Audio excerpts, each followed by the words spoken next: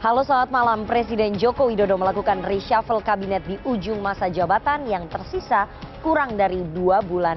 Jokowi menyingkirkan 2 menteri dari PDI Perjuangan, Yasona Lauli dan Arifin Tasrif. Ditendang keluar kabinet digantikan politikus Gerindra Supratman Andi Aktas dan orang dekat Jokowi Bahlil Lahadalia. Hak prerogatif Jokowi kali ini disorot sejumlah kalangan, sekedar mengakomodasi kepentingan politik ke depan dan mengabaikan kinerja pemerintahan. Reshuffle Jokowi di ujung masa jabatan, PDI Perjuangan ditendang. Bersama saya Rifana Pratiwi akan membahasnya selama 1,5 jam ke depan dalam Political Show. Melakukan reformasi di bidang hukum ya, terutama yang berkaitan dengan banyaknya tumpang tindih aturan di antara satu undang-undang dengan yang lain. Program-program yang sudah dicanangkan ini harus kita selesaikan, dan pencapaian-pencapaian yang sudah sangat luar biasa yang dilakukan oleh Pak Menteri Bahlil ini yang kita akan teruskan. Poin tentang PDP, tentang judi online gitu. Setelah ini kami akan koordinasi bersama Pak Menteri. Itulah janji ketiga menteri dan wakil menteri baru di Kabinet Jokowi yang dilantik pada Senin pagi di Istana Kepresidenan Jakarta. Sekitar 7 pejabat yang dilantik Presiden Jokowi jelang akhir masa pemerintahannya yang terdiri dari 3 menteri, 1 wakil menteri, dan 3 kepala badan. Reshuffle kabinet ini dilakukan untuk mempersiapkan transisi pemerintahan. Menteri-menteri yang dilantik Presiden adalah Menteri Hukum dan Hak Asasi Manusia Supratman Andi Aktas yang merupakan politikus Partai Gerindra. Lalu Menteri Energi dan Sumber Daya Mineral Bahlil Lahadalia, Menteri Investasi Rosan Roslani, dan Wakil Menteri Komunikasi dan Informatika Angga Raka Prabowo yang juga politikus Partai Gerindra. Presiden Jokowi juga mengangkat Dadan Hindayana sebagai Kepala Badan Gizi Nasional, Hasan Nasbi sebagai Kepala Badan Komunikasi Kepresidenan, dan Taruna Ikrar sebagai Kepala Badan Pengawas Obat dan Makanan. Menteri yang hanya berpindah posisi pada reshuffle kali ini adalah Bahlil Lahadalia. Sebelumnya, Bahlil menjabat Menteri Investasi, Kepala Badan Koordinasi Penanaman Modal. Di tengah panasnya isu munaslup Partai Golkar dan perebutan kursi Ketua Umum Partai Beringin, Bahlil yang digadang-gadang akan menggantikan Erlangga Hartarto kini direshuffle menjadi Menteri Energi dan Sumber Daya Mineral menggantikan Arifin Tasrif. Sudah tentu ini amanah pengabdian kita kepada rakyat bangsa dan negara, dan harus kita lakukan secara baik. Sudah tentu Menteri terdahulu senior saya Pak Arifin sudah melakukan sesuatu yang baik, yang terbaik. Jadi yang sudah baik kita lanjutkan, yang belum baik kita perbaiki sama-sama. Sementara itu, salah satu menteri yang dicopot Jokowi adalah mantan Menteri Hukum dan Hak Asasi Manusia Yasona Lauli yang merupakan kader PDI Perjuangan. Yasona lengser dari kursi Menkumham 2 bulan lebih awal sebelum Kabinet Indonesia Maju berakhir Oktober nanti. Seperti saya sampaikan tadi, saya sudah bertemu dengan Bapak Presiden. Beliau menyampaikan bahwa hari ini jam 9.30 dilantik Menteri Hukum yang baru, Menteri Hukum dan HAM, Pak Supratman, Ketua Balek, mantan Ketua Balek. Dan saya sampaikan terima kasih kepada Bapak Presiden telah memberikan kepercayaan kepada saya. Direktur Eksekutif Indonesia Political Review Ujang Komarudin menilai rombakan atau reshuffle kabinet yang dilakukan Presiden Jokowi bernuansa politis. Sebab masa jabatan Jokowi yang akan berakhir sebentar lagi, yakni pada Oktober 2024, menurut Ujang, mengganti menteri jelang akhir masa jabatan justru tidak efektif. Dilakukan misalkan 2 bulan sebelum selesai, sebelum beres gitu ya, lalu dilakukan berbasis hanya kepada politis bukan pada basis kinerja. Ya, ini yang menjadi pertanyaan publik, yang menjadi kritikan dari publik. Pada 20 Oktober 2024, Joko Widodo sudah tak lagi menjadi Presiden Republik Indonesia. Ia akan digantikan oleh Prabowo Subianto sebagai Kepala Negara. Tim Liputan CNN Indonesia.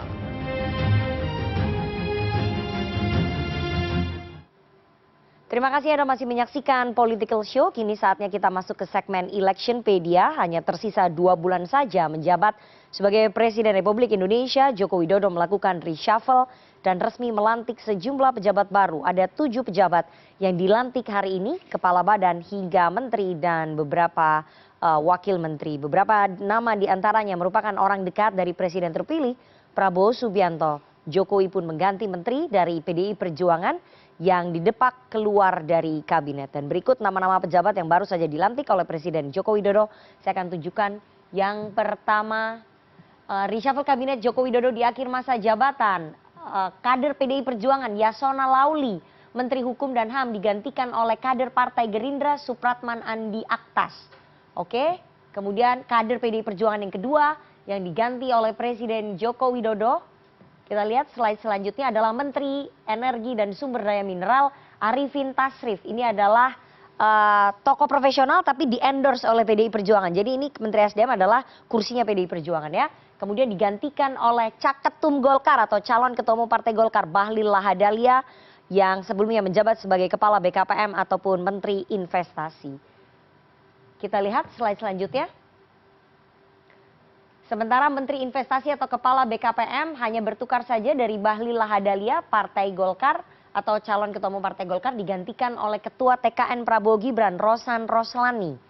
Itu tadi 3 menteri yang hari ini dirotasi oleh Presiden Joko Widodo. Kita lihat slide selanjutnya.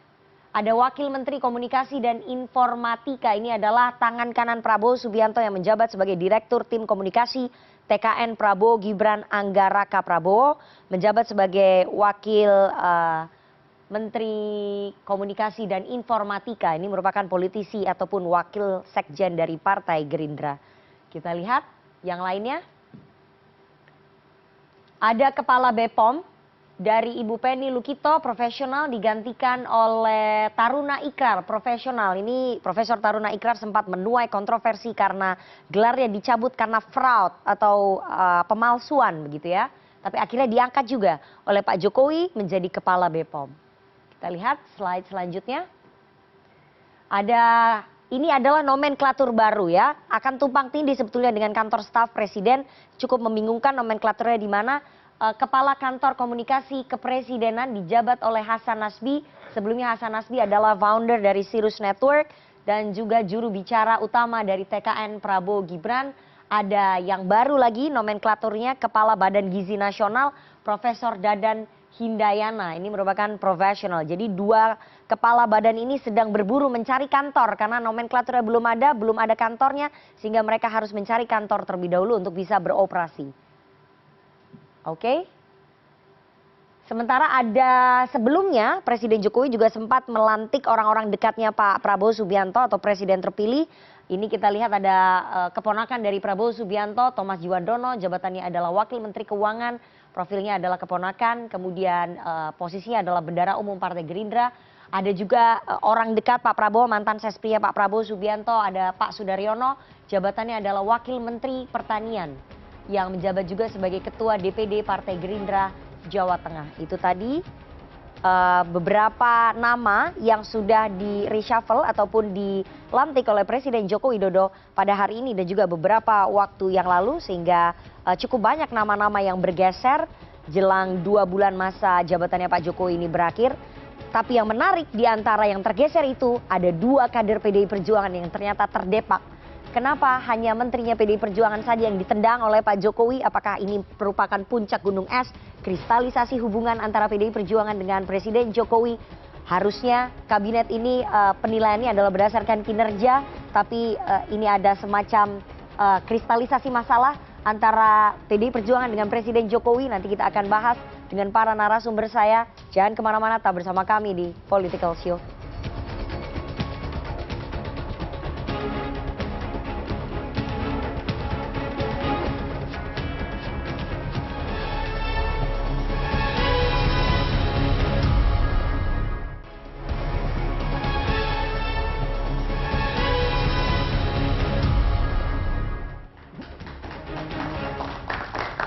Terima Terima kasih Anda masih bersama kami di Political Show. Presiden Joko Widodo melakukan reshuffle kabinet di ujung masa jabatan yang tersisa kurang dari 2 bulan.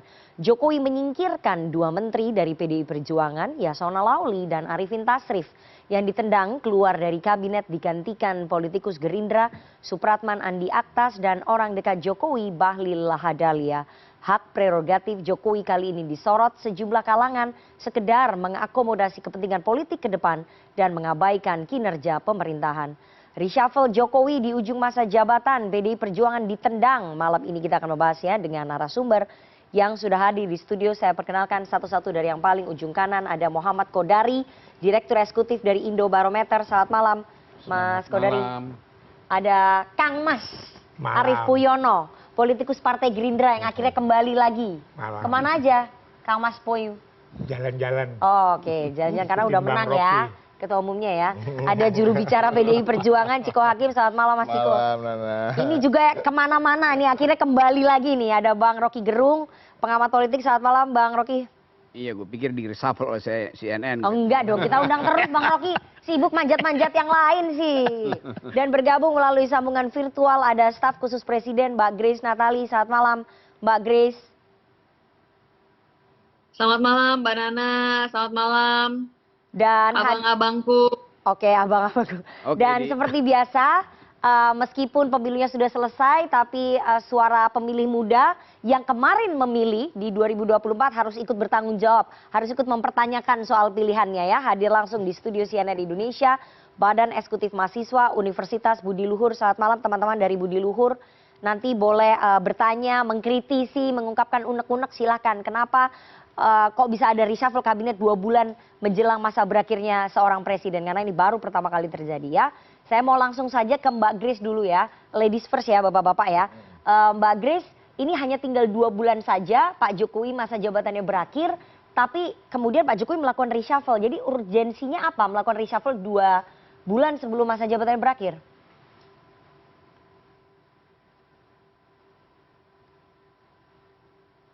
Ya, Mbak Nana, reshuffle ini tujuannya kan antara lain untuk sinkronisasi. Agar ketika pergantian nanti akan bisa lebih smooth, bisa lebih cepat proses orientasinya, agar ada hal-hal yang bisa langsung gerak gitu ya. Atau ya kita tahulah bahwa namanya berganti kepemimpinan atau kalau mau ada lembaga yang baru dan sebagainya kan butuh waktu. Untuk program-program yang berjalan di dalam era kepemimpinan Pak Jokowi saja sudah di-endorse presiden sekalipun menjadi proyek yang diprioritaskan, itu saja karena koordinasi antar lintas lembaga itu bisa makan waktu 1 tahun 2 tahun gitu. Jadi apalagi yang baru. Jadi ini kan tujuannya sinkronisasi. Oleh karenanya melihat time frame-nya itu jangan 2 bulan, tetapi 2 bulan plus 5 tahun untuk pekerjaannya ya. Pekerjaannya. Soal orangnya, personilnya apakah akan berlanjut setelah Oktober atau tidak ya kita tunggu, kita kembalikan nanti. Ini kan hak prerogatifnya Presiden terpilih Pak Prabowo, jadi saya juga tidak mau mengakui begitu. Tapi pekerjaannya ini akan berlanjut begitu. Oke, Mbak Grace, kalau tadi Anda mengatakan bahwa ini hanya untuk sinkronisasi saja terhadap pemerintahan ke depan, tapi yang menarik kalau hanya untuk sinkronisasi, kenapa yang dicopot hanya 2 menteri dari PDI Perjuangan? Kalau sinkronisasi kan harusnya jelas nih, yang lain-lain juga. Tapi ini sinkronisasi, tapi 2 menteri PDI Perjuangan aja yang di reshuffle. Iya, sinkronisasi. Jadi gini, sebelum sinkronisasi ya, ini kan sudah hampir di masa purna jabatan ya, Mbak. Jadi kan semuanya harus siap-siap memang untuk meninggalkan posnya nih, sudah memang waktunya untuk menyerahkan tongkat estafet, begitu kan. Nah, Pak Jokowi dari awal sudah mengatakan bahwa program-program beliau ini banyak yang jangka panjang, begitu kan, dan butuh tentunya butuh untuk investor, untuk masyarakat. Kalau mau melihat hasil dari pekerjaan tentu harus ada keberlanjutan. Dan yang punya komitmen untuk keberlanjutan itu kan hanya pasangan Prabowo Gibran. Yang lainnya kan ada yang mau perubahan, ada yang oke, kalau bagus mungkin kita pertahankan mungkin. Tapi kalau enggak ya kita ganti gitu kan. Jadi kan di sini dalam hal ini, Ya. kalau kita bicara soal visi, itu kan ada yang berbeda visi ya, gitu ya. Jadi Oke, satu baik. ada perbedaan visi. Jadi tentu kalau kita bicara soal keberlanjutan, nanti apakah ada orang yang dipertahankan atau selesai karena memang juga sudah waktunya untuk selesai. Baik. Ini tergantung punya visi atau enggak. Kan politik itu adalah pilihan dan Oke, setiap jadi- pilihan punya konsekuensi. Jadi karena PDI Perjuangan Jadi- berbeda visi dengan Presiden Jokowi, makanya menterinya di reshuffle. Sementara ada Nasdem yang mengusung Mas Anies dengan visi perubahan, ada Menteri PKB yang mengisi, yang juga membawa visi perubahan, itu nggak kena reshuffle. Belum selesai saya bicaranya Mbak Nana. Tadi kan saya bilang juga bahwa semuanya ini harus siap-siap nih, gitu kan. Tapi yang mana duluan, ini kan ada pertimbangan masing-masing. Oke. Antara lain kita bicara ada banyak program nanti, misalnya program prioritasnya Presiden terpilih nanti Pak Prabowo kan ada makan bergizi gratis yang untuk meningkatkan gizi anak. Dan ini akan menjadi sebuah program besar lintas kementerian, lintas lembaga, lintas daerah, lintas kepala daerah juga, anggarannya pun besar. Ini perlu koordinasi yang luar biasa dan tentunya juga butuh produk hukum, payung hukum untuk memastikan semuanya secara administratif baik gitu ya. Nah, Oke. kita di situ memang ada kebutuhan untuk mengawal yaitu dengan pos Menkumham misalnya. Kemudian Oke. hilirisasi itu salah satu program yang juga menjadi unggulan dari Pak Jokowi dan juga Pak Prabowo.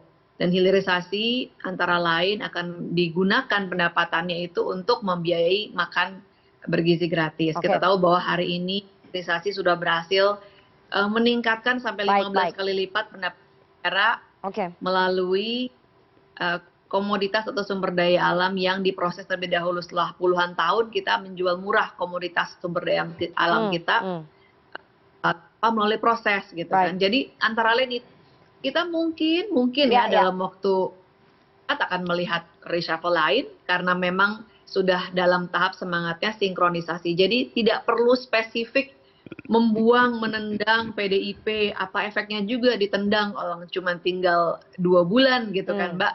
Oke. Mbak gitu. Oke. Jadi memang Jadi nggak ada yang personal ya di sini ya Mbak Grace ya? personal karena Nggak ada memang personal. fokusnya lebih kepada biar lebih mudah orientasinya, keberlanjutannya, eksekusinya. Oke, baik. Tahan dulu Mbak Grace. Kalau menurut Istana nggak ada yang personal, kenapa hanya Menteri PDI Perjuangan saja yang ditendang? Tapi saya akan putarkan pernyataan dari Sekjen PDI Perjuangan berikut ini. Apakah ini menjadi salah satu pemicunya ya Pak Jokowi kemudian menendang menteri-menteri PDI Perjuangan? Kan beredar video kan, bagaimana Pak Jokowi menyatakan akan menggunakan hukum dan kemudian melakukan pembisikan kepada Ketua KPK, kepada Jaksa Agung, Kapolri. Itu tadi video yang saya terima. Apakah rekan-rekan wartawan sudah mendengar itu atau belum? Itu harus diklarifikasi oleh Bapak Presiden karena ini berbahaya di dalam demokrasi dan penegakan hukum itu sekiranya hal tersebut benar. Udah pada mendengar belum itu? Belum. Ini. Saya menerima. Oh mana si chat. Si Chan. Yang main-main sekali lagi, yang gigit saya sendiri. Lewat cara saya, bisa lewat KPK, bisa lewat Polri, bisa lewat Kejaksaan, akan saya bisikin aja. Di sana ada yang main-main. Ya masa saya mau gigit sendiri kan enggak mungkin. Nah ini kan sesuatu ya. Oke, itu tadi pernyataan dari Sekjen PDI Perjuangan Hasto Kristianto. Saya mau nanya ke Mas Ciko ya. Mas Ciko, Anda percaya nggak ini hanya sinkronisasi atau karena serangan-serangan yang dilontarkan oleh Sekjen PDI Perjuangan, oleh elit-elit PDI Perjuangan itu menjadi puncak dari gunung es, makanya Pak Jokowi ya udahlah saya tendang aja nih menteri-menteri dari PDI Perjuangan. Itu memang penyebab utamanya itu? Saya rasa patut dipertanyakan juga, tapi bisa jadi juga enggak. Tadi Grace juga sudah mengatakan bahwa sisa waktu ini kan enggak lama lagi ya. Kalau kita bicara soal ditendang ya Pak Yasona Lauli ini kan hampir 10 tahun ya. Enggak semua menteri bisa merasakan duduk di kursi kementerian hampir 10 tahun. Dan beliau juga mengatakan sebelum ada pergantian kemarin, he was more than ready gitu ya. Itu saya mengquote apa yang disampaikan oleh yang bersangkutan. Tapi kalau terkait kinerja, saya rasa harus diakui dia bisa bertahan sekian lama tentunya karena kinerjanya dianggap baik oleh Presiden sebagai user ya. Bagi PDI Perjuangan satu nih Nana, kami berada di kabinet utamanya adalah bekerja untuk bangsa dan negara, dan untuk rakyat. Nah, tetapi kemudian secara administratif tentu ada hierarki, ya kan? Hierarkinya dipimpin oleh seorang presiden. Dan ini adalah hak prerogatif yang bersangkutan untuk mencopot, menggeser, mereshuffle apapun itu ya terhadap menteri-menterinya. Ya. Nah. Tapi menteri yang digeser dua-duanya PDI Perjuangan. Iya. Dua-duanya orang dekatnya Bu Mega. PDI Perjuangan nggak merasa ini puncak dari kristalisasi hubungan antara partai Anda dengan Pak Jokowi? Sebenarnya puncaknya kan udah dari kemarin-kemarin ya.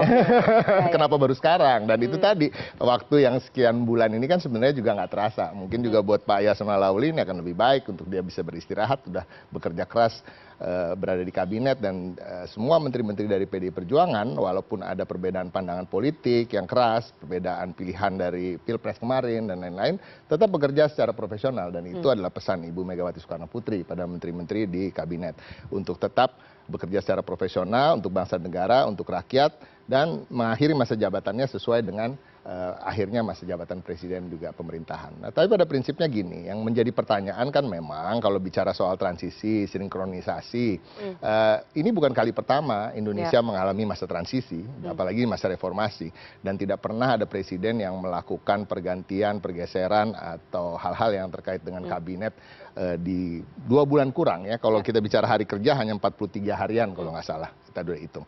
Artinya di masa yang begitu singkat.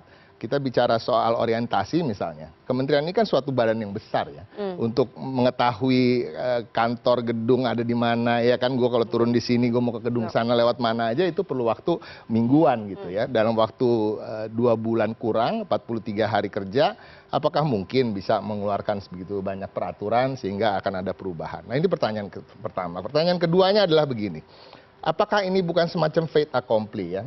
Sebagian dari menteri-menteri ini, apakah ini mempertanyakan kemampuan presiden terpilih ke depannya untuk bisa memilih menterinya sendiri? Karena presiden yang terpilih kan akan dilantik, kan tentunya punya hak prerogatif, ya kan? Apakah ketika pemilihan ini ada pembicaraan dengan presiden terpilih, tapi itu kembali lagi, kok ada pembicaraan dengan presiden terpilih? Ini kan presiden yang definitif yang sekarang kan berbeda dengan presiden yang terpilih gitu ya. Apakah ada campur tangan dari pihak luar, seorang presiden mendapat campur tangan pihak presiden terpilih yang belum dilantik? Tapi kan ini juga aneh ya, secara politik juga nggak masuk akal, secara kenegarawanan, secara konstitusi juga seharusnya tidak terjadi seperti itu. Nah kedepannya kan tentunya apakah menunjuk Bahlil misalnya ya yang bukan kader Gerindra semacam fait accompli, artinya waktu yang tinggal sedikit, artinya ini harus dilanjutkan loh, menterinya harus ini lagi loh kan gitu. Ini menjadi pertanyaan. Nah pertanyaan-pertanyaan ini kan bukan hanya datang dari kami di PDI Perjuangan, kita harus jujur bahwa masyarakat juga mempertanyakan. Saya tadi pagi berada di acara radio misalnya, dari 9 penelpon 8 mengatakan pasti ada agenda politik di balik ini ya. Ini bukan semerta-merta terkait kinerja, serta-merta terkait sinkronisasi atau transisi. Jadi ya kita lihat aja. Ini dendam gitu Anda mau bilang? Oh enggak tidak harus terakhir Pak Jokowi ke PDI Perjuangan. Itu kan Nana dari tadi pengen ngomong depak, tendang gitu ya. Enggak, Nak. Tapi kebetulan aja menterinya adalah menteri. There is no coincidence in politics, Bang. Iya, enggak, bukan. Tapi tidak harus karena ini PDI Perjuangan. Saya rasa mungkin karena Bahlil emang pengen duduk di Menteri SDM karena dia kan karena dia kan pengusaha ini kan batubara juga kan. Artinya kan pengen ada konflik of interest di situ ya kan. Berarti lebih gampang untuk mendapatkan konsesi misalnya. Nah, kan kebetulan Arifin Taslim yang ada di situ. Kalau kita bicara soal hukum dan HAM. Kita bicara hukum dan HAM mungkin karena lagi musim Munas, musim Rakernas, musim Muktamar ke depan ya kan. Partai-partai. Ya, sehingga harus ada yang cepat untuk kemudian dikeluarkan SK, disetujui SK-nya oleh Kemkumham dan akan lebih mudah mungkin apabila menterinya berasal dari Kim. Nah, itu aja. Oke.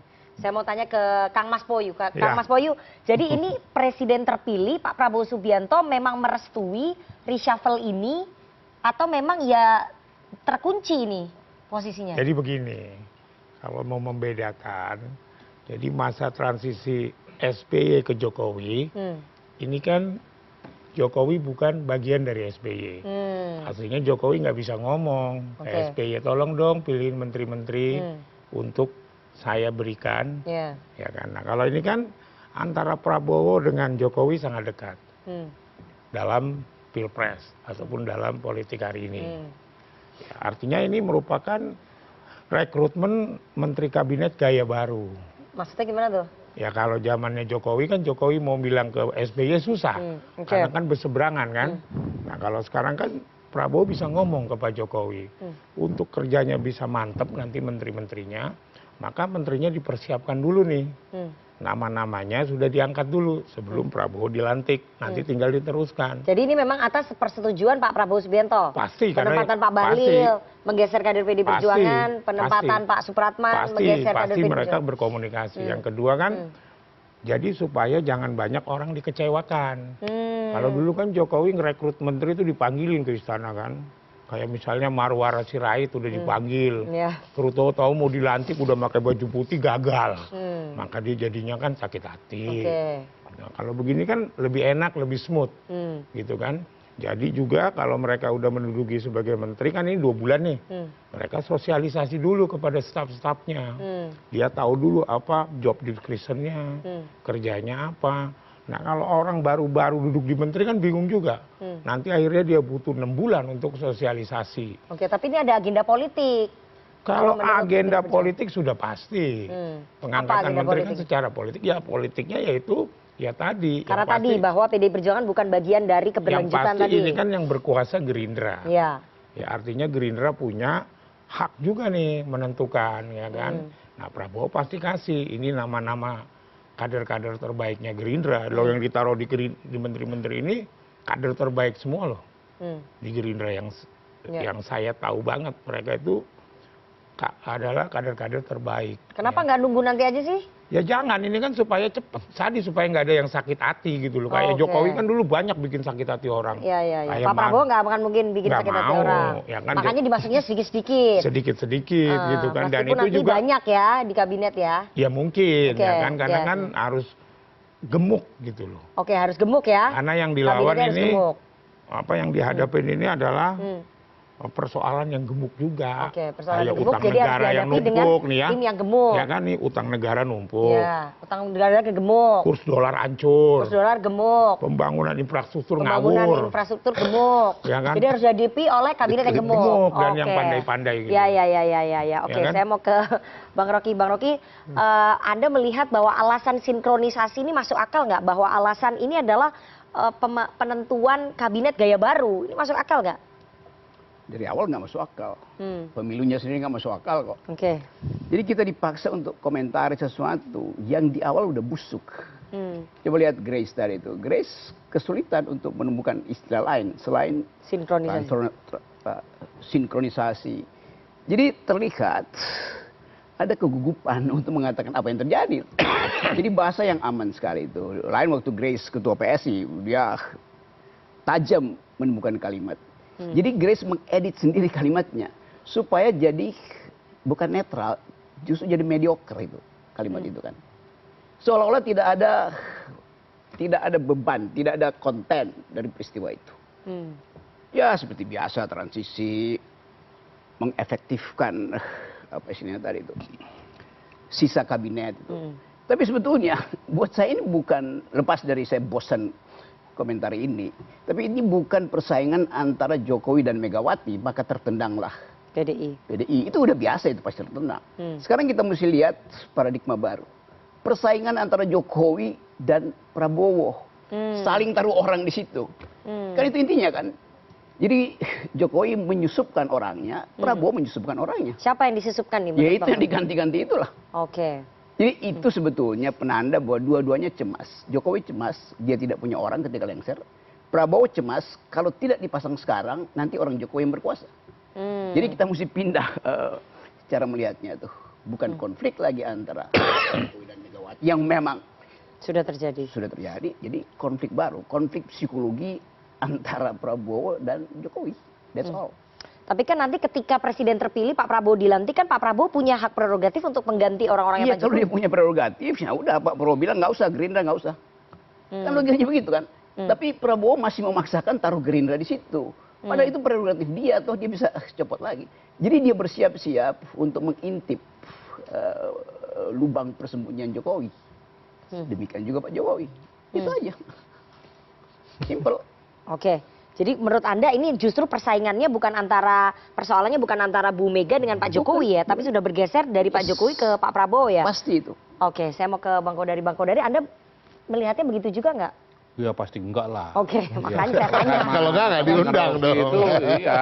Ya. Ada sebagai orang dekatnya Pak Jokowi dan Pak Prabowo gimana? Enggak, jadi gini, pertama ini pasti agendanya Pak Prabowo. Karena Pak Prabowo akan menjadi presiden, maka dia mulai memasukkan orang-orang supaya bisa beradaptasi.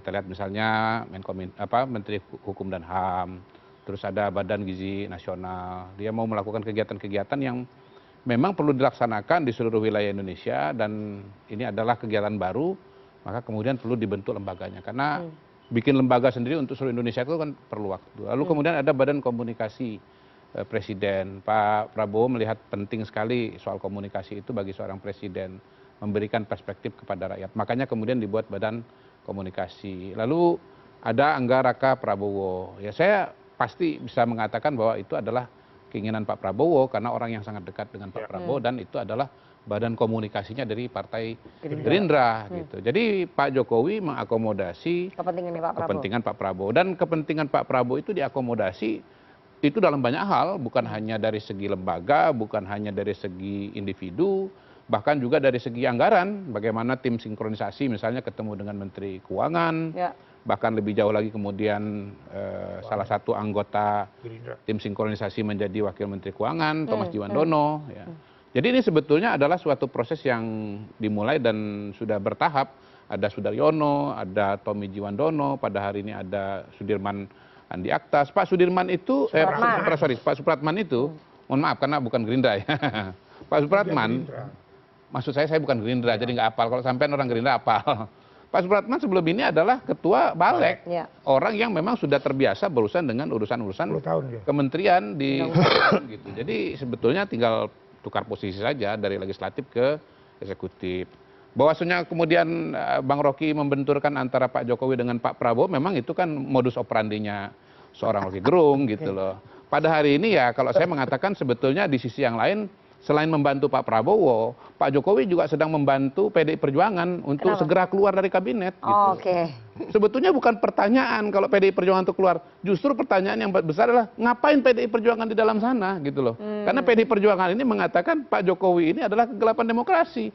Loh katanya kegelapan, kok Anda masih ada di dalam, itu masih bertahan, ngapain tetap ada di dalam? Harusnya keluar aja. Jadi Pak Jokowi membantu untuk supaya PDI Perjuangan keluar. Berarti Anda mengamini bahwa reshuffle ini memang bagian dari upaya Pak Jokowi membantu PDI Perjuangan mengeluarkan kadernya. Iya, ini namanya sambil menyelam minum air, membantu Pak Prabowo, presiden yang akan datang, dan sudah tahu bahwa PDI Perjuangan tidak mau bergabung dengan pemerintahan, makanya keluar aja. Kalau PDI Perjuangan tetap bergabung, saya yakin sih tetap di dalam juga, nggak ada gunanya mengganti gitu loh. Tetap di dalam karena akan berlanjut, tapi karena udah nggak mau, ngapain tetap ada di dalam, keluar aja. Dan karena itu saya menduga ya barangkali ini bukan reshuffle terakhir, bisa jadi nanti ada reshuffle selanjutnya. Reshuffle selanjutnya mungkin menteri-menteri PDI Perjuangan atau menteri bisa iya bisa enggak. Oke. Jadi ini ya gitu. Bang Ciko itu tadi ini upayanya Pak Jokowi untuk membantu PDI Perjuangan keluar gitu. Kenapa nggak langsung aja dicopot semuanya? Kan silahkan aja. Itu kan hak prerogatif presiden. Kami udah sampaikan keberadaan kami ini bekerja untuk rakyat, untuk bangsa dan negara. Ya kebetulan usernya adalah presiden, presidennya kebetulan adalah Joko Widodo. Ya kalau kita bicara soal keberadaan kami di sana, awalnya kenapa? Ya karena kami adalah pengusung utama dari Presiden Joko Widodo di pemilihan yang pertama, pemilihan yang kedua. Nah ini kan sah-sah saja kami berada di sana ya. Seharusnya nggak berada di sana ya, bukan yang pengusung kan gitu ya. Tapi kan pada akhirnya kami juga menyerahkan bahwa sebagai user, sebagai pimpinan kabinet, yaitu hak prerogatif dia untuk mencopot. Tetapi kami tidak akan meninggalkan pos ya kan sebelum waktunya berakhir, karena memang menurut kami punya kompetensi. Kader-kader kami memiliki rekam jejak yang baik, pengalaman yang bagus, ya kan, kerjanya juga dianggap bagus oleh masyarakat. Kalau kita lihat dari survei-survei masyarakat terkait kinerja menteri-menteri kami termasuk yang paling atas posisinya. Jadi kami bekerja untuk rakyat, tapi kalau memang sudah tidak dibutuhkan, ya silahkan aja. Nggak usah pakai kode-kode lah, ya kan presiden, iya kan, masa pakai kode-kode, ya kan, kan punya pewenang, ya kan. Ini susah juga kalau kita pakai kode-kode. Kita kan bekerja ini, kalau kita mau bicara akan ada reshuffle lagi, ini cukup aneh ya, 40 hari kerja loh, ya kan, sebagaimana saya akan agak bingung gitu ya, siapa-siapa yang akan ditaruh, apakah nanti ya itu tadi, apakah itu akan ada fait accompli ya kan, menaruh orang yang sisanya cuma sebulan, artinya mengatakan bahwa ini akan stay ya sampai walaupun Presiden Prabowo punya hak prerogatif untuk memilih menteri yang baru. Oke, Bang Rocky, tadi dikatakan oleh Pak Kodari bahwa ya ini sebetulnya cara Pak Jokowi untuk membantu PD Perjuangan keluar. Jadi bukan antara Pak Jokowi dengan Pak Prabowo, tapi memang ya antara PD Perjuangan dengan Pak Jokowi. Ya nggak ada soal. Apa buat saya apa tuh? Ya bahwa itu tadi Anda dikatakan ini modus operandinya Bang Rocky aja, membenturkan antara Pak Jokowi dengan Pak Prabowo. Dari awal modus operandi saya begitu. Bentur-benturin kan. Nggak, apa yang membuat Anda kemudian tadi berkesimpulan karena banyak orang-orang dekatnya. Coba saya ganti keterangannya itu supaya terlihat akademis. Ya. Oke. Reshuffle itu artinya ganti pemain karena nggak bisa bikin gol. Oke. Dikocok ulang tuh. Sekarang coba kita lihat demi apa sebetulnya. Tadi barusan saya baca Kompas itu. Kompas barusan wawancarai dan mungkin jadi sampel nanti. Jakarta Timur itu kemiskinannya betul-betul parah sekarang. Bahkan keluarga kecil itu dia memilih makan di warteg daripada masak sendiri. Karena kalau beli itu mahal. Lebih banyak orang yang datang ke puskesmas karena kecemasan. GERD-nya naik tuh. Ini Jakarta Timur tuh. Mestinya itu yang di-attack oleh kabinet. Kan itu realnya kan. Maka mestinya reshuffle itu untuk mengatasi masalah ekonomi. Sekarang nyari ganti mana ekonominya? Kan semua orang itu yang berbau politis kan. Jadi dari segi itu, reshuffle memang tidak dimaksudkan untuk attack the reason issues itu. Itu dasarnya. Kalau bukan itu alasannya, maka menurut saya itu adalah upaya untuk saling taruh bantalan. Cuman itu keterangannya, nggak ada keterangan lain. Ya itu yang disebut sebagai apa tadi modus operandi. Ya modus operandi dari Jokowi begitu emang. Modus operandi dari Prabowo juga sama kan. Kan ini dua hamster yang lompat-lompatan di kota yang kecil kan. Lalu orang tonton itu masih hamster. Satu waktu jadi serigala. Ya. Jadi ini kejar-kejaran antara Pak Prabowo dengan Pak Jokowi kalau menurut Bung Rocky. Dalam mereka satu tim. Cuman kalau saya satu tim sampai kapan? Ya kan anaknya wakil presiden. Ya di Filipina anaknya wakil presiden juga pecah kongsi Duterte sama Marcos. Presiden Gibran. Ya kan ya terus? Tetap harus bersatu dong. Namanya aja kan anaknya jadi wakil presiden. Pasti kan bapaknya mentorin anaknya. Nah cuman bagi PDIP ya. Seharusnya nih menteri-menteri PDIP ini mundur. Jangan nunggu dipecat sama Jokowi. Ya kan? Mundur ketika misalnya jagoannya kalah. Ya kan? Jadi benar-benar menarik garis demarkasi. Ya kan? Jangan melawan memukuli. Ya kan, tapi tetap di situ. Ya kan, kalau memang sejatinya punya ideologi melawan, ideologi, ya mundur aja semuanya, gitu kan, jauh lebih baik, gitu kan, daripada di reshuffle ya nggak Bang? Mungkin kemarin tuh waktu Pilpres keluar semua. Itu kan tadi udah dibilang bahwa mereka merasa mereka punya kompetensi katanya. Ya kompetensi ya banyak yang pinter, banyak yang kompetensi. Nanti kalau saya belejetin satu-satu nggak kompetensi juga semuanya. Ya kan? Artinya ya keluar. Jadi kader PD Perjuangan yang di kabinet biar aja. Keluar semua. Harusnya keluar menyatakan mundur. Gitu kan? Demi perbedaan garis politik kita. Karena kan sudah tidak ada kasih sayang lagi kan. Ya kan sudah tidak ada rasa percaya. Ya mending keluar gitu loh. Daripada kan begini dipecat nanti nuduh-nuduh aja. Ya kan menuduh-nuduh wah itu Jokowi tuh, ini Prabowo tuh. Ya kan lebih baik keluar nyatakan mundur. Menyatakan kami akan melawan Jokowi di sisa pemerintahannya. Jangan melawan Prabowo karena kita sahabat sama PDI. Jadi ntar diakomodasi ya. Ya kan? Benar nggak? Nih? Ya pastilah. Hubungan Ibu Mega sama Pak Prabowo kan lebih duluan daripada hubungannya Prabowo sama Jokowi. Ya kan? Jadi masih ada kans untuk diakomodasi ya. Saya mau ke Mbak Grace dulu ya sebelum saya break ya Mbak Grace. Jadi memang ini adalah upaya dari Presiden Jokowi membantu menteri-menteri PDI Perjuangan keluar begitu. Memang ini agendanya politis, udah nggak bisa dibantah. Dan alasan sinkronisasi itu masuk akal kalau menurut Bung Rocky. Iya kalau mau ditendang buktinya saat ini Mas Pram masih ada di dalam. Ibu Risma masih. Ibu Bintang masih gitu kan. Jadi enggak lah kalau dikatakan ini apa menendang, membuang dan sebagainya itu kan suka-sukanya Mbak Nana aja. Nah, diputer videonya Sekjen, kebetulan. Jadi saya juga pengen meluruskan karena di situ kan Hasto memutarkan rekaman potongan-potongan suaranya Pak Jokowi yang diartikan oleh Mas Hasto sebagai intimidasi Pak Jokowi dengan menggunakan aparat penegak hukum. Padahal rekaman suara ini adalah lengkapnya itu merupakan sambutannya Bapak Presiden dalam sebuah forum, nama forumnya Rapat Koordinasi Nasional Indonesia Maju, Pemerintah Pusat dan Forpimda tahun 2019 di SICC, di lengkapnya 13 November 2019. Kalau ada yang mau nonton atau mau lihat transkrip lengkapnya juga ada di WhatsApp. Jadi di situ pesannya justru mengingatkan Pemda dan aparat penegak hukum supaya tidak main-main dan mengintimidasi orang terkait perizinan dan juga lelang gitu. Jadi ini kalau artikan Pak itu dipotong-potong lalu diartikan malah intimidasi orang menggunakan aparat penegak hukum, ini apa namanya kalau bukan fitnah begitu. Dan disampaikan ke depan media. Saya menyayangkan sekelasnya Jen kok nggak ngecek dulu gitu ya itu rekaman apa gitu ya. Tapi saya klarifikasi aja di forum yang ini. Dan tadi perbincangan hubungan Pak Prabowo dan juga Pak Jokowi yang saya tahu dan rasanya sumber saya sedikit lebih advance daripada Mas Rocky Gerung. Mohon maaf Bang Rocky. Soalnya kan kita sekarang kupingnya agak lebih dekat gitu. Hubungannya baik keduanya. Komunikasinya juga lancar sekali. Jadi kita juga melihat hari ini ada orang-orangnya kepercayaannya Pak Prabowo diakomodir. Itu adalah bentuk nyata bahwa hubungan mereka baik. Tidak ada gambar Bang Rocky tadi. Baik, nanti saya akan tanya ya ke Mas Ciko sebagai juru bicara PDI Perjuangan tadi tudingannya Mbak Grace soal pernyataan yang diputar oleh Pak Sekjen Pak Hasto Kristianto. Tapi kita harus jeda terlebih dahulu, jangan kemana-mana, tetap bersama kami di Political Show.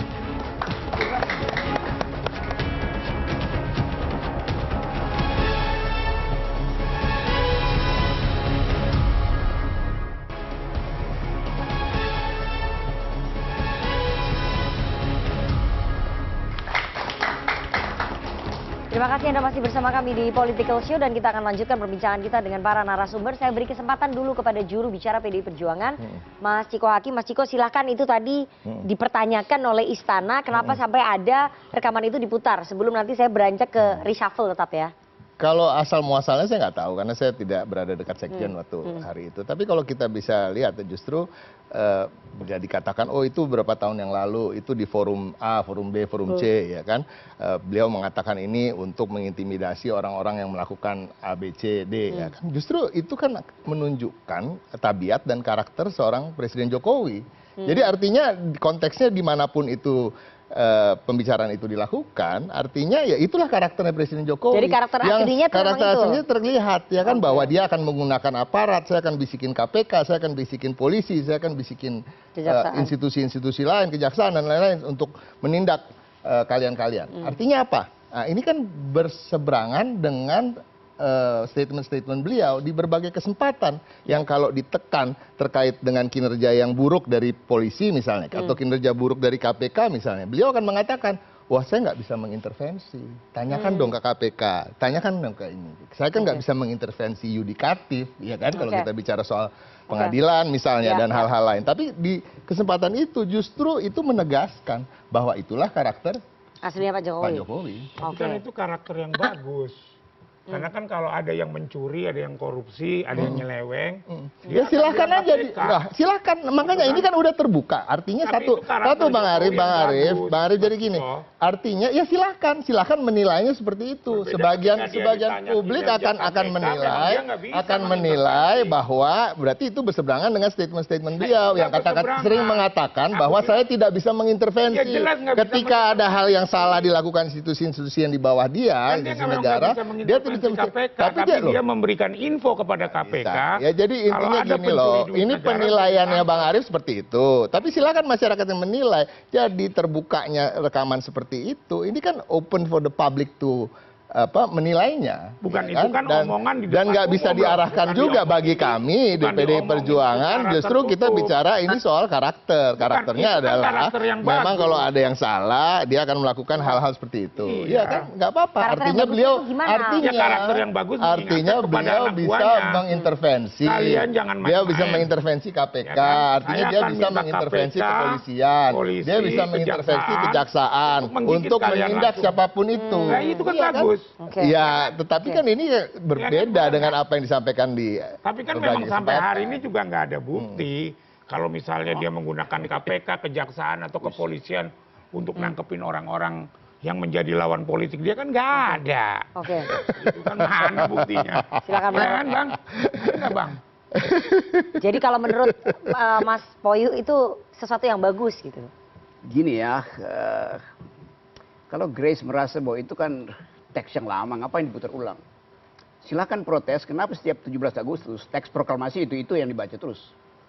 Kan mau mengingatkan substance dari proklamasi, mau mengingatkan substance dari psikologi Jokowi. Jadi semuanya itu menyangkut. Hasto punya kepentingan untuk mengingatkan bahwa dari awal sebetulnya origin dari Jokowi seperti itu. Lalu now it can be told. Nah kira-kira begitu maksudnya kan. Sekarang saya terangkan itu. Tentu Hasto tahu itu bahwa dari awal bahwa itu di forumnya PDIP. Tapi untuk mengingatkan anak-anak muda mahasiswa yang pada waktu itu mungkin masih SMA, belum tahu watak Jokowi, sekarang diingatkan oleh PDIP. Begini loh wataknya Pak Jokowi itu, dia bisa menggigit. Apa aja dia bisa gigit. Kecuali giginya sendiri dia nggak bisa gigit. Jadi kita mau lihat sebetulnya isi dari rekaman itu memperlihatkan karakter dasar dari kepemimpinan Pak Jokowi. Dan itu yang dia lakukan di Mahkamah Konstitusi, dia lakukan di MK, di KPK, dia lakukan ke Golkar, dia lakukan ke PDIP. Kan itu yang terjadi kan. Jadi itu sekedar referensi untuk mengingatkan bahwa inilah genealogi politik dari Jokowi, yaitu bisa mengacak-acak apa aja. Oke. Jadi gini ya, saya kasih tahu sama teman-teman mahasiswa. Mas Hasto itu telah memperkosa teks. Dia memperkosa teks. Teks itu tidak boleh dilepaskan dari konteksnya. Pidato Pak Jokowi itu sangat panjang. Justru Pak Jokowi itu mengingatkan para aparatur ya, baik kepala daerah maupun penegak hukum untuk bekerja dengan baik. Agar apa? Agar Indonesia bisa menciptakan lapangan kerja, meningkatkan ekspor, menurunkan impor. Bahkan dia mengingatkan aparat hukum untuk tidak mengganggu, menggigit orang-orang yang bekerja dengan baik, birokrat yang bekerja dengan baik, pengusaha yang bekerja dengan baik. Dan dia mengatakan begini, kalau ada aparat hukum yang main-main, diganti saja kepada para pimpinan. Nah soal bisikin atau ngasih tahu itu kan biasa. Nah Anda kalau jadi pimpinan, Anda dapat informasi dari sana dari sini. Kalau ada hal yang tidak benar, saya sampaikan, kan bahasanya begitu. Justru Pak Jokowi itu sedang berperan sebagai whistleblower. Dalam hukum whistleblower itu bagus apa jelek? Bagus. Justru kalau ada penyimpangan dia kasih tahu kepada aparat hukum. Bukan dia sendiri yang menindak. Itu yang saya sebut berbahaya sekali Mas Hasto ini.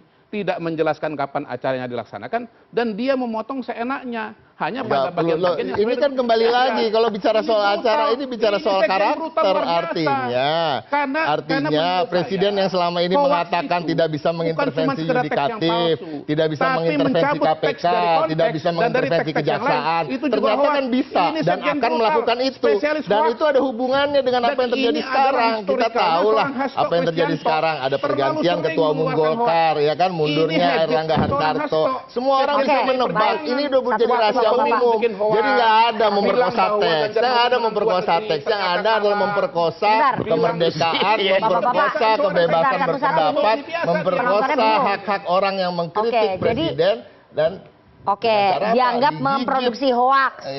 Gimana Mas Ciko? Biasa ini nggak ada hoax kok. Hoax itu bukan ada hoax, tapi mencabut dari konteks dan mencabut dari teks dijawab. Kita tidak menyangkal bahwa itu pembicaraan itu ada di mana. Oh nggak ada begitu ya kan. Yang menjadi hoax itu adalah ketika mengatakan bahwa presiden selama ini tidak bisa mengintervensi institusi-institusi itu. Presiden bisa menjadi whistleblower. Ternyata beliau mengatakan sendiri, saya bisa intervensi, saya bisa suruh orang gigit kamu, bukan saya gigit sendiri loh, tapi saya bisa suruh orang gigit kamu. Nah itu jelas. Ini presiden yang baik, yang membela rakyat. Kalau ada penyelewengan dilaporkan kepada aparatnya. Nggak, tapi begini, apapun kan dia seorang presiden. Memang hak dia untuk memerintah kejaksaan, polisi, untuk menangkapi orang-orang yang maling. Daripada ada presiden nggak memerintahkan aparat hukum terhadap orang yang korupsi malah disimpan gitu kan. Nah itu kan nggak baik. Tapi kan dikhawatirkan ini bisa menjadi pisau bermata dua. Enggak lah, kan sekarang begini. Tapi selama nurut kan boleh disimpan ya kan. Kalau ada pelanggaran dilaporkan. Pelanggaran, kalau nggak pelanggaran nggak dilaporkan. Tanya ke mahasiswa tuh, versi ini yang benar apa versi saya yang benar coba? Versi saya lah yang benar. Karena kan jujur. Sebagai jujur. Kalau pengalaman ya selama ini ya. Jujur, kalau nggak gue gigit kok. Mendengarkan saya, publik itu banyak dukung yang versinya saya gitu. Oh gitu. Buktinya menang Pilpres 2024. Oke. Yang lain. Ya, jadi ini Pak Jokowi bertindak sebagai whistleblower, Bung Rocky. Whistleblower ini. Gimana? Kalau ada penyelewengan dilaporkan. Apakah ini menjadi pisau bermata dua atau justru ini menjadi whistleblower? Tadinya whistleblower itu, tapi ya, yang terjadi adalah tornado. Tornado apa gimana? Iya, diputer-puter tuh keangkat satu akar beringin itu keangkat oleh tornado. Bantengnya itu mau digorok, untung bantengnya mampu untuk lari duluan. Kalau kita lihat misalnya riset tentang psikologi Pak Jokowi itu baru ditulis oleh siapa itu orang Australia yang bahkan tadinya membela dia. Dia terangkan bahwa memang itu wataknya. Jadi ini cuma membenarkan akhirnya fakta ini kendati dia udah pase, dia justru relevan ketika riset tentang psikologi Pak Jokowi wataknya itu dikeluarkan oleh kalangan akademisi itu. Bahwa memang itu wataknya. Jadi dia menyembunyikan sesuatu dengan kalimat-kalimat itu, tapi itu yang dia praktekkan kan. Jadi berkebalikan begitu? Ya, bukan sekedar berkebalikan, dimaksudkan untuk menyembunyikan maksud, tetapi dengan akibat yang, ya maksudnya, ya saya nanti saya whistleblower kan. Tetapi dia lakukan sudah. Itu dasarnya kan. Lah KPK itu dibelah oleh Jokowi, PDIP dibelah, Golkar dibelah, segala macam. Jadi bukan sekedar digigit, dibelah itu. Oke. Apa nggak bengis itu? Oke.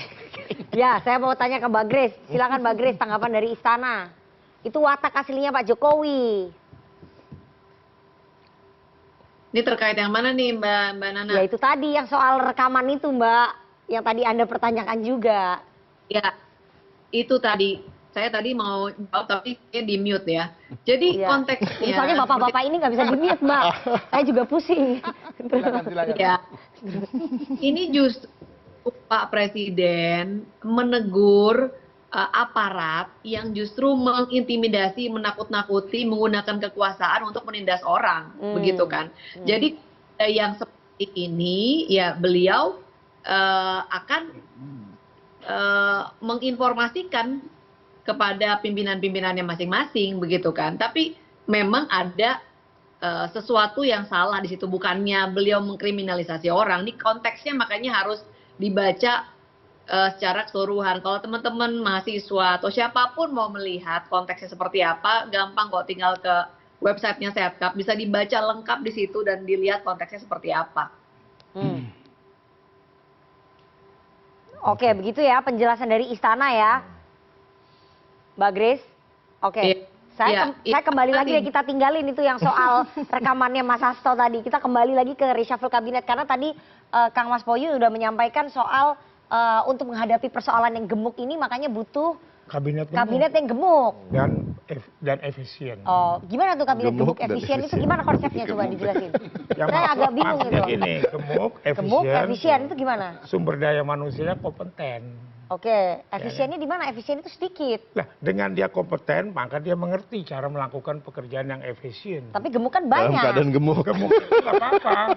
Karena yang dihadapi persoalannya gemuk. Oke, jadi orangnya banyak nggak apa-apa, gemuk. Tapi kerjanya efisien. Oh, kerjanya efisien. Ya kan? Coba, ya. Gitu kan? Oke. Benar nggak? Maka dipilihlah orang-orang yang memang bisa bekerja. Tidak seperti yang kabinet ini.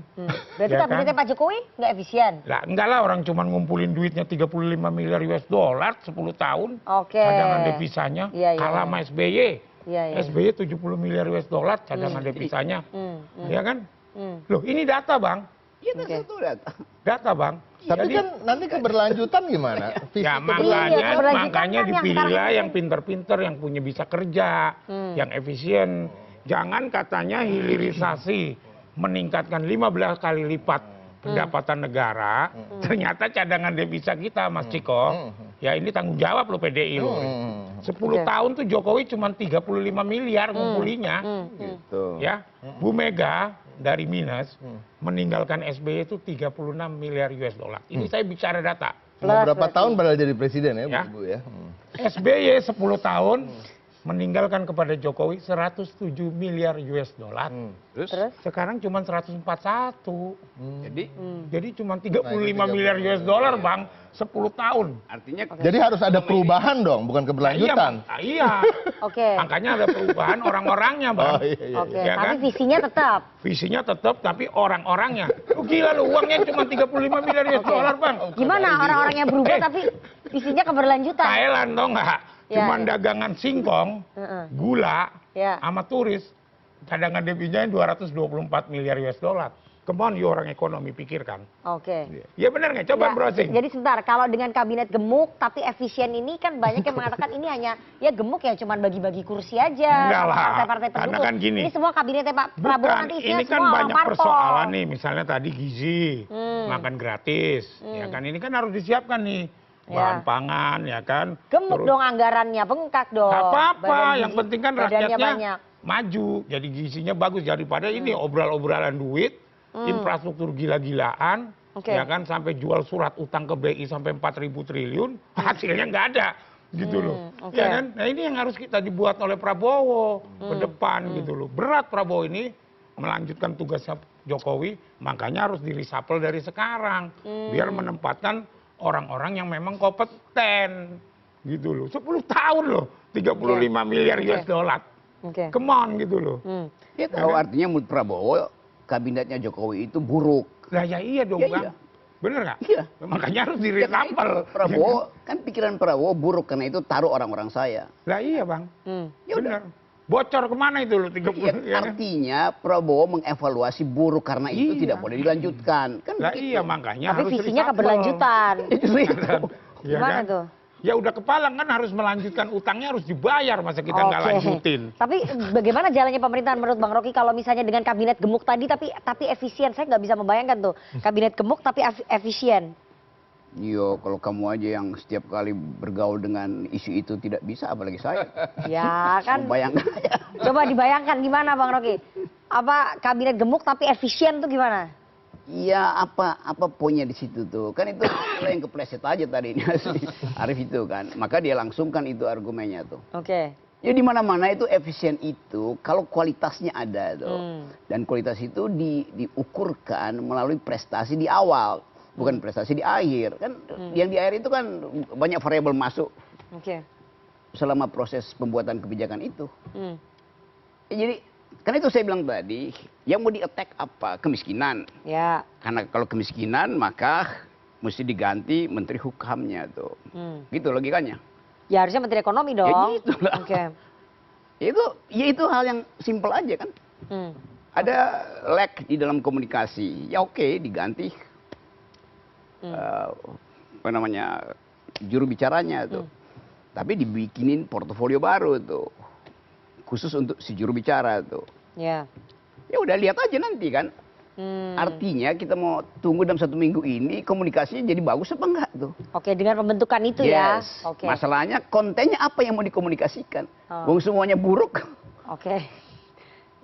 Bang Kodari, Anda Ya. melihatnya bagaimana?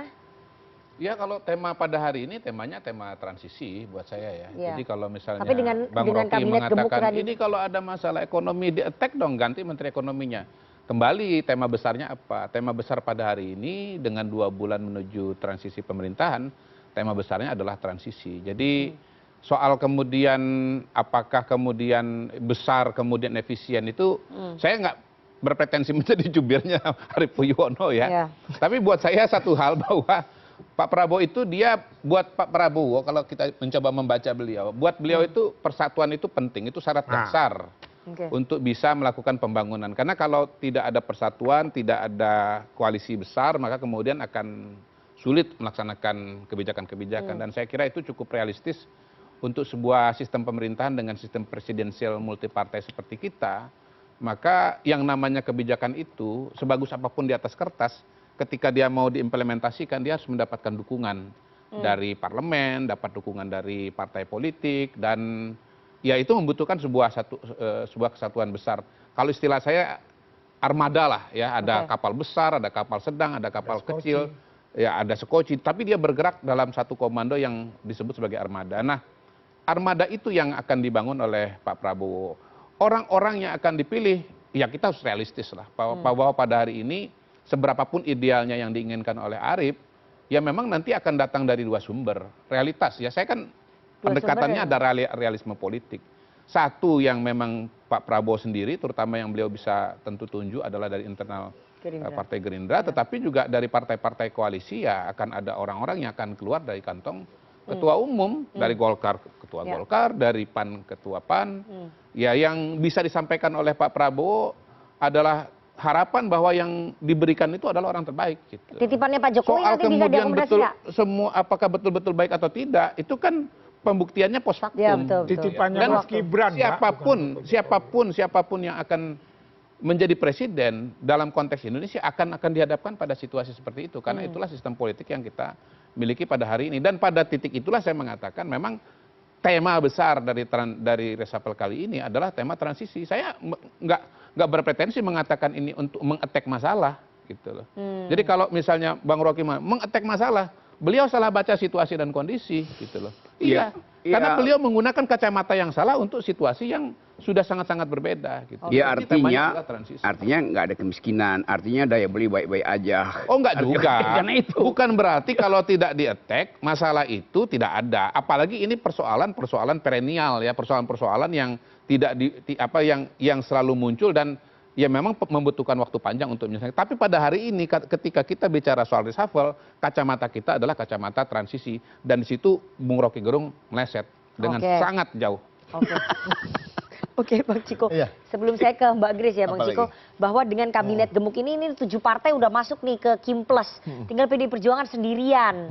Nah ini tapi masih ada peluang ya, Kang Mas Poyu ya, karena hubungannya Pak Prabowo dengan Bu Mega tuh baik begitu, bahkan hubungannya lebih baik dibandingin hubungannya lebih lama antara Pak Prabowo dengan Bu Mega dibandingin Pak Jokowi dengan Pak Prabowo. Itu nggak bisa dibantah. Memang hubungan Bu Mega dengan Pak Prabowo it goes back a long way ya. Jadi artinya bahkan di masa Orde Baru juga udah pernah saling kenal gitu ya. Tapi pada prinsipnya gini, bagi PDI Perjuangan yang utama adalah visi misi kami adalah untuk mempertahankan bagaimana Indonesia menjadi negara demokrasi yang sehat. Ya. Salah satu syarat dari demokrasi yang sehat itu adalah keberadaan partai yang di luar pemerintahan. Jadi kalau ditawarin masuk ke kabinet gemuknya itu gimana? Kita belum mengambil keputusan. Tapi kalau kita melihat bahwa hampir semua parpol sudah ada di sana, rasa-rasanya yang tepat adalah kita berada di luar pemerintahan. Jadi nggak mau bergabung ke kabinet gemuk itu tadi, menghadapi persoalan yang gemuk tadi? Enggak, kita lebih berpikir begini. Menghadapi persoalan yang gemuk itu, tetapi kita kan sudah punya konsensus. Kita sudah sepakat bahwa negara ini adalah sebuah negara demokrasi ya. Bukan demokrasi seperti Democratic Republic of Korea misalnya. Itu kan Korea Utara ya menyebut dirinya juga demokratik. RRT misalnya juga menyebut dirinya demokratik, tapi tidak substansial. Tapi kita bicara soal demokrasi yang substansial, artinya memang harus ada checks and balances dari partai politik untuk berada di luar. Berpengaruh ya, cuman sendiri aja ya? Oh sangat berpengaruh. Gini loh, kita harus menghargai masyarakat, kita harus menghargai aspirasi masyarakat. Aspirasi masyarakat itu harus ada kanalnya, harus ada channelnya. Channelnya itu harus jelas, itu partai politik. Karena kalau tidak diambil oleh peran itu oleh partai politik, akan timbul kejalanan. Kita lihat apa yang terjadi di Amerika Serikat sekarang, karena dua partai politik besar itu punya agenda yang sama terkait, let's say Israel misalnya. Mereka semua pro Israel, sedangkan masyarakatnya ada yang pro Palestina, pro akhirnya tidak bisa terwakili. Mereka turun ke jalan, bakar-bakaran. Itu yang kita tidak mau. Justru keberadaan PDI Perjuangan untuk menjaga pemerintahan ini akan lebih smooth dan lebih stabil ke depannya. Nah, sahabatnya Pak Bu Mega dan Pak Prabowo justru bukan berarti mereka akan lebih jauh daripada yang lain. Justru mereka bisa aja lebih dekat, tapi tetap PDI berada di luar pemerintahan dan tetap bekerja bersama-sama, bahu-membahu membangun demokrasi yang sehat. Baik, Mbak Grace terakhir singkat sebelum saya mau break ya. Tadi dikatakan bahwa ya kabinetnya Pak Jokowi ini banyak yang harus diperbaiki lah. Saya nggak mengutip kata-katanya Mas Koyu tuh kurang bagus ya. Kurang bagus. Kurang bagus. Hasilnya gitu. Nggak produktif gitu. Makanya harus diganti oleh Pak Prabowo gitu. Kan fakta bicaranya. Setiap presiden, setiap leadership itu kan punya tantangan dan keberhasilannya masing-masing. Di eranya Pak kita ingat ada booming harga komoditas. Jadi luar biasa sekali pemasukan negara ketika itu karena booming harga komoditas. Di eranya Pak SBY juga banyak pencapaian-pencapaian dan kita apresiasi pencapaian beliau. Kemudian di eranya Pak Jokowi dimulailah hilirisasi. Jangan lupa juga ada pandemi COVID di mana dengan kebijakan beliau yang rem dan gas itu berhasil membawa kita keluar dari pandemi tanpa ada rusuh ke pembangunan atau pertumbuhan ekonomi kita tergolong baik bahkan di antara negara-negara dunia. Pak Jokowi selesai 10 tahun saat ini angka kemiskinan dan pengangguran terendah. Beliau juga pernah mencatatkan devisa itu tertinggi sepanjang sejarah saat hilirisasi. Jadi saya pikir Mas Arief, setiap presiden itu punya pencapaiannya masing-masing. Kita ini mengapresiasi setiap tantangan dan setiap pencapaian. Tetapi semua kerja-kerja itu ada visi yang bersama-sama disepakati oleh Pak Jokowi dan juga Pak Prabowo, yaitu kelanjutan.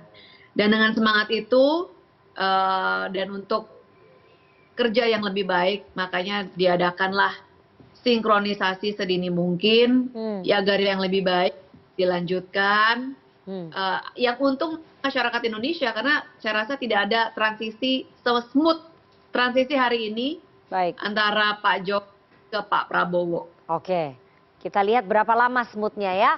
Nanti kita akan tanya dengan para mahasiswa bagaimana mereka melihat reshuffle kabinet yang dilakukan oleh Pak Jokowi 2 bulan jelang masa berakhir jabatannya. Apakah ini sesuatu yang masuk akal atau ini ya hanya agenda politis saja. Tapi kita harus jeda terlebih dahulu, jangan kemana-mana, tetap bersama kami di Political Show.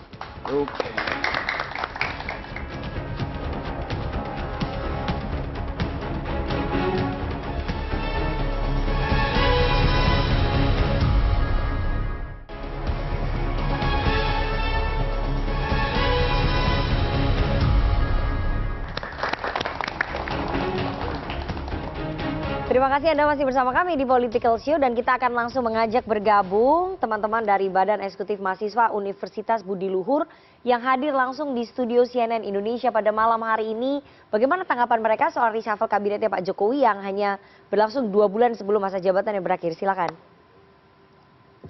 Ya, terima kasih sebelumnya. Perkenalkan saya Givandra Neska Putri Menggar dari Universitas Budi Luhur. Kurang lebih saya ingin menanyakan kepada Pak Rocky terkait reshuffle ini.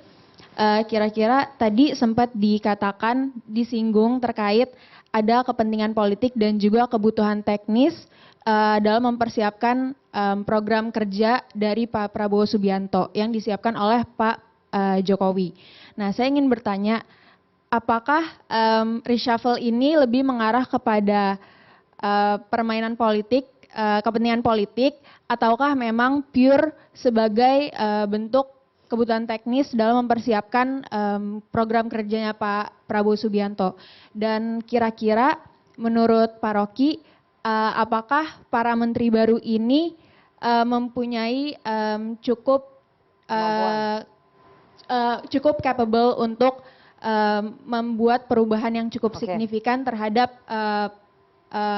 pemerintahannya Pak Jokowi yang sudah 2 bulan lagi ini jabatannya habis.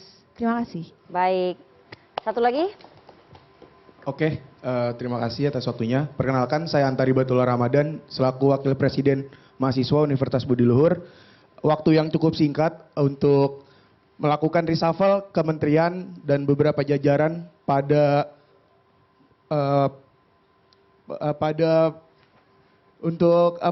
pada era politiknya Pak Presiden Joko Widodo sangat terburu-buru menurut saya. Nah, apakah dengan adanya reshuffle yang terburu-buru ini, apakah ada unsur kepentingan-kepentingan utang politik yang ada di dalamnya atau seperti apa? Seperti itu. Baik. Oke, menarik. Memang Bung Rocky ini idola mahasiswa ini. Silakan Bung Rocky dulu. Apakah ada utang politik, timbal balik, atau utang budi, atau gimana? Terus tadi apakah menteri-menteri ini capable nggak untuk bisa melanjutkan? Nah, itu poin utamanya adalah kapabilitasnya, kapasitasnya apa sebetulnya kan. Jadi seseorang yang digantikan akan ditagih. Kenapa dia diganti? Karena juga nggak punya kapasitas. Jadi bandingkan aja misalnya itu, apakah Pak Lawli itu tidak punya kapasitas sehingga diganti? Kan itu pertanyaan simpel aja kan. Tapi istilah transisi, kan transisi artinya keluar dari lalu masuk ke. Itu namanya transisi itu 2 gerakan loh. Bukan dari sini ke situ, enggak. Keluar dulu baru masuk ke. Itu. Nah, kalau transisi itu dibuat di ujung, itu artinya dia langsung masuk ke. Kan nggak sempat orang di halaman kan kita mau lihat, oh dia transisi, oh dia lagi pindah rumah, dia keluar dari rumahnya, baru dimasuk rumah baru. Ini langsung masuk rumah baru. Kita nggak lihat nih apa yang terjadi dalam proses pemindahan itu kan. Nah di situ yang you sebut tadi itu tukar tambah politiknya jelas tuh. Yang saya sebut tadi bahwa Jokowi mengintip Prabowo, Prabowo mengintip Jokowi, saling mengintip ini lalu dicarilah kira-kira di tengahnya apa itu? Ya udah pakai istilah transisi kan, supaya publik melihat itu betul transisi. Tapi itu kan penipuan sebetulnya tuh. Kalau dianggap transisi artinya ada hal yang tidak cukup pada Jokowi untuk diserahkan pada Prabowo tuh. Atau sebaliknya tuh, diminta oleh Prabowo tapi tidak cukup disediakan oleh Pak Jokowi kan. Padahal dua-duanya ini satu frame, yaitu meneruskan. Mestinya Pak Jokowi bilang seluruh tim saya ini termasuk PDIP itu ambil aja Pak Prabowo. Kan itu namanya keberlanjutan kan. Jadi kalau itu nggak bisa diterangkan, karena faktanya yang punya PDIP ditendang, maka ini bukan transisi. Dasarnya begitu. Gampang bacanya kan. Jadi sekali lagi, kemampuan kita untuk melihat soal yang sangat sublim ini, harus kita dasarkan pada past event tuh. Mulai dari upaya untuk memasang Gibran di situ, itu artinya Gibran dipakai sebagai pengaman Jokowi itu. Lama-lama Jokowi merasa nggak cukup Gibran tuh. Kenapa? Karena Gibran nggak punya kapasitas untuk melindungi bapaknya nanti tuh. Kalau dipersoalkan oleh BEM nanti tuh, mau dia pengadilan rakyat atau ada public opinion yang dikerahkan untuk mempersoalkan legitimasi Jokowi selama dia memerintah. Dia cemas dengan siapa yang akan bela dia di DPR. Nggak mungkin PDIP akan bela Jokowi di DPR, maka Golkar diambil supaya Golkar akan bela di DPR. Kan di belakang itu idenya begitu. Jadi betul tadi, semua ini dasarnya adalah pertaruhan politik Jokowi itu. Bukan soal transisi dari kemaslahatan bangsa, memperbaiki ekonomi, mengakrabkan kembali masyarakat yang terbatas. Kan nggak ada urusan itu kan. Jadi pure ini adalah taktik dari dirty hand yang dikendalikan oleh dirty mind dari seorang mastermind yang namanya Jokowi. Oke, pertaruhan politiknya Pak Jokowi, Bang Kodari. Ya, menurut saya ini bukan persoalan sublim ya, ini persoalan yang jelas. Mungkin bagi Bang Rocky ini sublim, agak sulit dia membacanya, melihatnya. Karena memang beliau nggak pernah di organisasi ya barangkali. Kalau dari satu pimpinan kepada pimpinan organisasi yang lain itu, sudah sangat biasa. Untuk kemudian dalam proses transisi itu akan terjadi pergantian orang, terjadi pergantian program, terjadi pergantian anggaran gitu loh. Nah, Pak Prabowo ingin segera bekerja, begitu dia dilantik. Makanya dia kemudian memasukkan orang-orang dari awal supaya orang-orang ini sudah learning by doing. Nah, transisi dari Pak Prabowo, dari Pak Jokowi kepada Pak Prabowo itu berbeda dengan yang sebelumnya. Tadi sudah dijelaskan oleh Pak Arief. Agak sulit melakukan hal semacam ini di zamannya SBY dari zamannya Megawati kepada SBY, dari SBY kepada Pak Jokowi karena itu patahan. itu dua partai politik dan dua tokoh yang bermusuhan, ini dua tokoh yang berteman. Jadi proses transisi itu bisa terjadi dan dimungkinkan untuk terjadi gitu loh. Nah, sesederhana itu. Ini dibikin rumit oleh Bang Rocky karena dia modus operandinya di awal tadi mengadu domba antara Jokowi dengan Prabowo. Seolah dua orang ini bermusuhan gitu loh. Ya. Dan soal Gibran salah besar. Gibran itu yang menginginkan ada Pak Prabowo karena Pak Prabowo ingin menang, dia tahu Pak Jokowi itu populer, maka dia kemudian melihat suaranya Pak Jokowi itu bisa ditarik antara lain dengan adanya Mas Gibran, dan itu benar, terbukti berhasil. Bagaimana pendukung Pak Jokowi banyak yang ke pasangan Prabowo Gibran. Ya, jadi ini agendanya Pak Prabowo, bukan agendanya Pak Jokowi. Salah kaprah beliau. Lagi-lagi Bang Rocky dalam hal ini meleset agak jauh. Mohon maaf. Silakan Mas Poyu. Ya, pertama kan itu memang sebuah transisi yang smooth. Yang tadi memang Prabowo dengan Jokowi ini kan satu. Tapi anak-anak mahasiswa nggak percaya itu, makanya mempertanyakan. Enggak, makanya ini mau dijawab karena dipertanyakan dijawab. Ya kan? Satu, anaknya Pak Jokowi kan wapres. Artinya kan dekat lah presiden dengan wapresnya. Beda yang tadi saya bilang antara SBY dengan Jokowi. Ini ngomongin reshuffle ini, ya, teman-teman itu. Sampai-sampai dulu Hasto, Rini Suwandi, Rini Sumarno ya, bikin rumah transisi. Ya. Itu ngeluarin biaya mahal. Ini nggak pakai biaya? Ini nggak pakai rumah-rumah transisi. Oke, langsung masuk. Langsung masuk.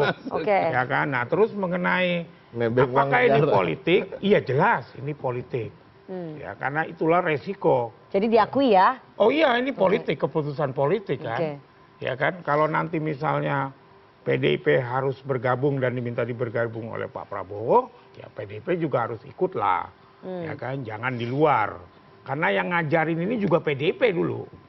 Ketika dia berkuasa dengan menggunakan Jokowi JK, itu digergaji juga Golkarnya. Terus, P3. Ya kan, menterinya itu kan dulu Yasona Lauli tuh. Dibikin dua kepemimpinan, Agung Laksono dan Abu Rizal Bakri. Ya kan? Jadi ini hanya melanjutkan tradisi aja. Ya kan kadernya PDIP juga yang ngajarin ini. Berarti ini hanya melanjutkan tradisi aja. Ya tapi kan melanjutkan tradisi ini yang memang dulu diajarkan. Beda dengan beda dengan Pak SBY. Pak SBY nggak pernah ngajarin itu, dia seorang Demokrat. Oke. Ya kan? Nggak ada juga pembelahan. Ya enggak, ini karena kan diajarin. Pembelahan PKB, ada juga pembelahan PKB di zamannya Pak SBY. Tapi kan itu memang. Ya tapi memang internal. Kalau ini kan zamannya Jokowi berkuasa, partai PDI yang ngajarin ya itu. Oke, silakan Mas Rocky terakhir. Kenapa PDI sebagai partai demokratik nggak mau mencegah itu? Ya itu tadi menjawab ya bahwa ada keraguan dan pertanyaan bahwa memang ini. Tapi kan tadi semua diamini bahkan oleh Kodari sendiri bahwa ya kan Arief Yono juga bahwa memang ada agenda politik. Tapi kan yang kita sesalkan gini loh, agenda-agenda politik ini menebeng anggaran negara, ya kan? Agenda politik dari seseorang menebeng nomenklatur-nomenklatur yang diperuntukkan untuk tadi mengetek permasalahan-permasalahan rakyat, ya kan? Mengetek kesulitan-kesulitan rakyat, ya kan, memperbaiki kesejahteraan rakyat, mempermurah harga kuliah misalnya, ya kan, UKT, ya kan, yang sekarang juga menjadi masalah besar bagi teman-teman mahasiswa. Nah ini yang sebenarnya ke depan harapan kita juga jangan sampai nafsu orang untuk berkuasa selamanya atau berkuasa lebih dari 2 periode, kemudian menebeng anggaran-anggaran rakyat, menebeng nomenklatur-nomenklatur. Nah ini ke depan saya rasa Pak Prabowo banyak yang menaruh harapan terhadap beliau, termasuk PDI Perjuangan, walaupun misalnya PDI Perjuangan tidak akan berada di dalam pemerintahan, tapi kita juga ingin mempunyai adversary atau sparring partner yang memang sama-sama berpikir untuk rakyat, walaupun mungkin berbeda secara gagasan, secara visi misi. Tapi artinya Pak Prabowo bisa loh akan menjadi hero dari kemunduran demokrasi kita selama ini. Bila mengambil keputusan-keputusan yang tepat di awal pemerintahan. Oke, kita lihat nanti ya. Tapi kita harus jeda terlebih dahulu. Jangan kemana-mana, tetap bersama kami di Political Show.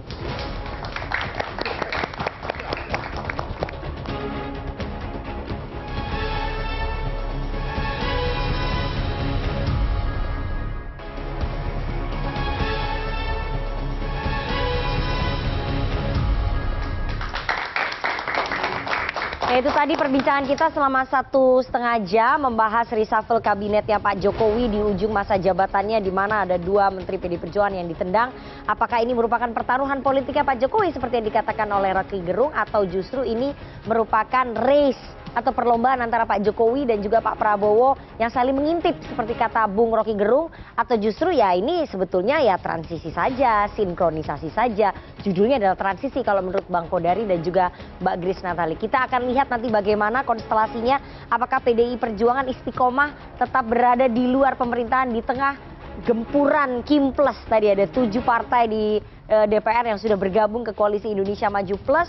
Apakah Bu Mega tetap istiqomah? Kita akan tunggu seperti apa dan seperti apa gemuknya kabinetnya Pak Prabowo, karena jumlahnya kami dengar ada 44 nomenklatur kementerian, 21 badan. Nanti kita akan bahas di episode berikutnya ya. Seperti apa nanti bengkaknya anggaran kita akan lihat ke depan, hari-hari ke depan konstelasi politik akan semakin memanas. Terima kasih kepada seluruh narasumber yang sudah hadir di studio pada malam hari ini dan juga teman-teman dari Badan Eksekutif Mahasiswa Universitas Budi Luhur. Kita akan ketemu lagi hari Senin pekan depan jam 20.30 waktu Indonesia Barat. Saya Rifana Pratiwi pamit. Selamat malam, sampai jumpa.